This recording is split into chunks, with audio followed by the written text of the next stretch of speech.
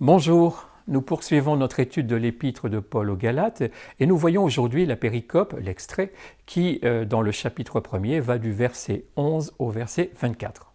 Normalement, vous avez pris le temps de lire ce passage et vous avez bien vu qu'il ne comporte pas vraiment de difficultés. De fait, Paul apporte ici une partie de son témoignage personnel pour expliquer pourquoi il est apôtre. Il commence son récit en rendant témoignage à l'évangile qu'il annonce.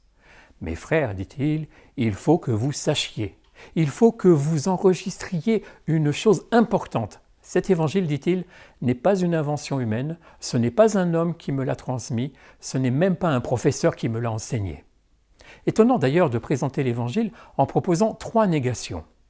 Vous vous souvenez peut-être que les premiers versets de la lettre mentionnaient que Paul était apôtre, non pas envoyé par des hommes, non pas présenté par un intermédiaire, mais directement par Jésus et par Dieu le Père. Ici, l'apôtre présente l'évangile un peu de la même manière. Pas une invention humaine, pas transmis par un homme. Il va plutôt parler d'une révélation. Le terme revient 2 fois dans ce passage, au verset 12 et au verset 15. Or, ce terme, c'est aussi le premier mot de l'Apocalypse de Jean, révélation. En grec, on pourrait lire ici « Apocalypse de Jésus-Christ ». Paul joue avec ce terme qui prend un sens très fort lorsque l'on pense au chemin de Damas, qui a été un véritable cataclysme pour Saul de Tarse. Paul signale donc la nature et l'origine de l'Évangile, puis il parle de la nature et de l'origine de sa vocation d'apôtre. Pour que les Galates comprennent bien, il va raconter sa conversion. Il est fort probable qu'il l'a déjà raconté, cette expérience, lorsqu'il est passé en Galatie en compagnie de Barnabas. Mais ici, il veut redire son histoire parce qu'il veut montrer ce qu'un homme trop attaché à la loi peut devenir. Au verset 13, par exemple, il dit « Je persécutais l'Église ». Et au verset 23, il conclut par le constat « Celui qui persécutait l'Église ». Il y a donc eu un changement, et ce changement justifie le positionnement de Paul en qualité d'apôtre. Ce n'est pas seulement d'une conversion qu'il s'agit, ce qui serait déjà magnifique, mais la conversion fait de Paul un chrétien, tandis que l'expérience dont il parle fait de lui non seulement un chrétien, mais un apôtre, un missionnaire, un prophète. Mais avant de signaler l'expérience, celle que l'on trouve relatée par Luc dans le livre des Actes au chapitre 9, Paul insiste sur son attitude de pharisien fanatique. Il parle de sa violence et de sa volonté de détruire. Et il parle bien de la religion juive qu'il défendait et de la lecture qu'il faisait du judaïsme, une lecture qui conduit à tuer. Si Paul insiste tant, c'est bien pour montrer que certaines façons de lire les textes saints peuvent conduire à un terrorisme religieux. Et en disant cela, je pense à ce qui se passe aujourd'hui lorsque les intégristes et les fanatismes instrumentalisent la religion. Paul, ou plus exactement Saul de Tarse, était fier de sa foi, de sa position de pharisien intransigeant, de son zèle. Il se présentait comme le meilleur de tous, meilleur que ses pairs, alors qu'il était encore un tout jeune homme. Il y a quelque chose d'effrayant dans ce portrait, quand l'actualité nous parle de djihadistes. Paul noircit à peine ce portrait, et puis il fait planer au-dessus de tout cela la grâce de Dieu.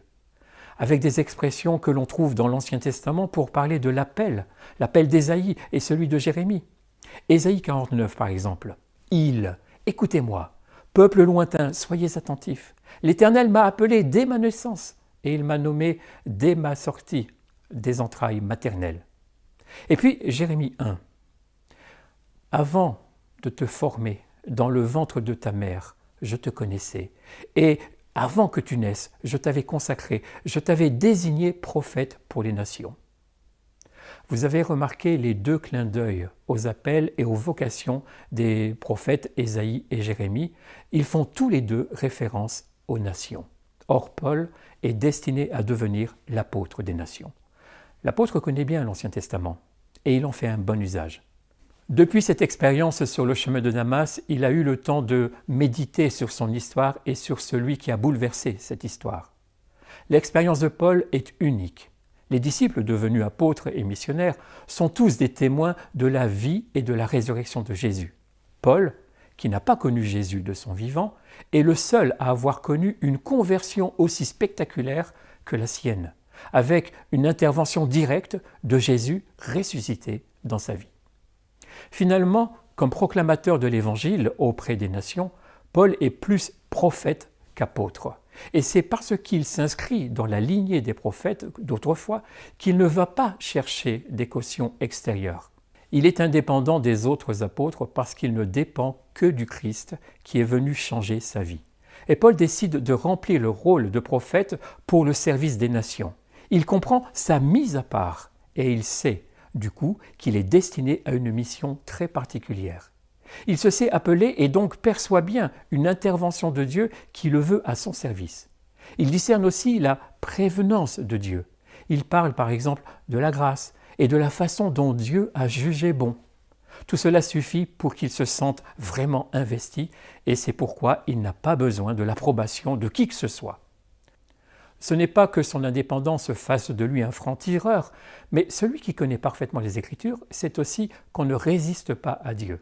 D'ailleurs, Jésus lui avait dit sur le chemin de Damas, « Il te serait difficile de résister à l'aiguillon ». Vous savez, l'aiguillon, c'est la pique que l'on utilise pour faire avancer un animal qui résiste. Et cette expression, qui est presque devenue un proverbe grec, montre que Paul ne doit pas résister à Jésus. À noter, puisque je parle du chemin de Damas, que dans le livre des Actes, nous trouvons 3 récits de la conversion de Paul.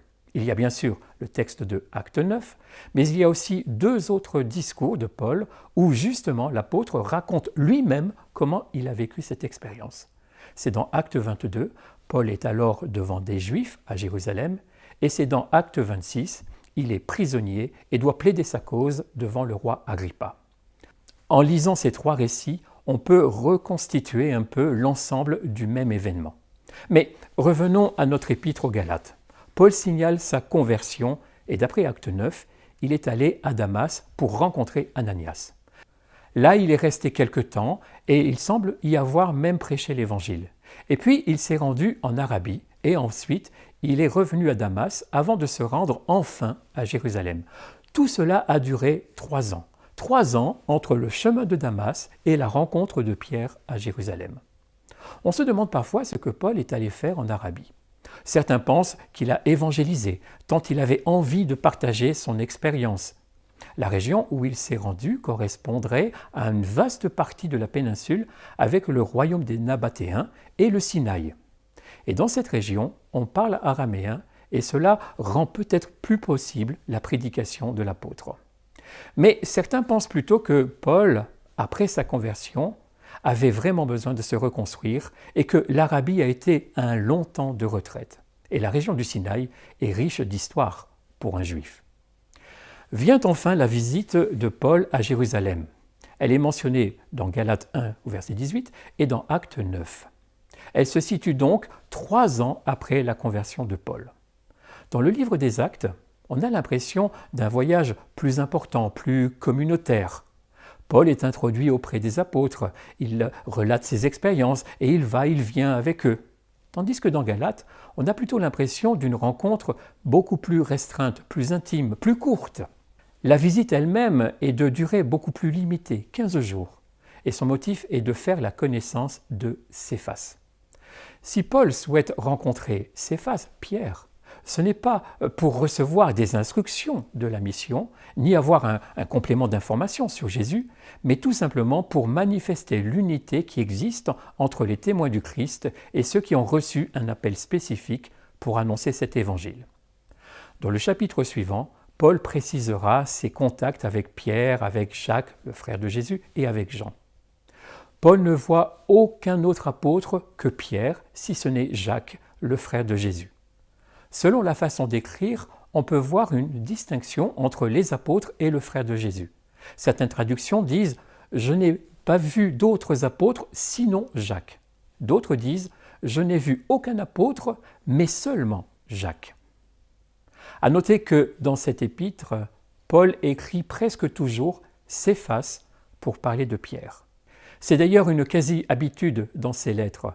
À quelques rares exceptions près, Paul insiste sur le nom d'origine sémite pour l'apôtre des Juifs, tandis qu'il a changé son propre nom de Saul en Paul pour avoir une consonance grecque, lui l'apôtre des nations. C'est pendant ce premier séjour à Jérusalem, depuis sa conversion, que Paul a eu la vision dans le temple au cours de laquelle le Christ lui a demandé de quitter Jérusalem et de se tourner résolument vers les nations. Paul signale ensuite d'autres étapes de ses voyages, signifiant au passage que les églises de Judée ne le connaissent pas, si ce n'est de réputation. Il ajoute que ces églises-là, en tout cas, louaient Dieu pour le changement dans la vie de Paul. Et il dit cela en passant pour montrer aussi que tout le monde ne cherche pas à nuire à la réputation de l'apôtre. Et s'il dit cela, c'est à cause de tout ce qui va suivre et dont on vous parlera dès la prochaine séquence.